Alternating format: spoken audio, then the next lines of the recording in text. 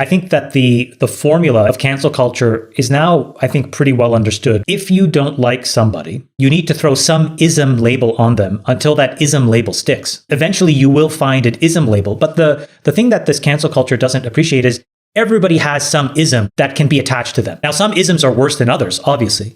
But, we're all infallible. There's a beautiful passage in the Bible, the book of John. In the law of the land back then, adultery was illegal, but only for the woman. So there's a very famous example of a woman who was accused of adultery. She was about to be stoned to death, which was essentially the punishment. And Jesus basically draws a line and says, he who is without sin should cast that first stone. Nobody does. It de-escalates that conflict and everybody leaves. The idea of all of this is that there's some amount of sin that everybody carries. At some point, cancel culture will realize that you have to de-escalate and you have to see through some of this noise. You have to have some point of moral resolution to really move on. Because this sort of like fatalistic judgment doesn't work anymore.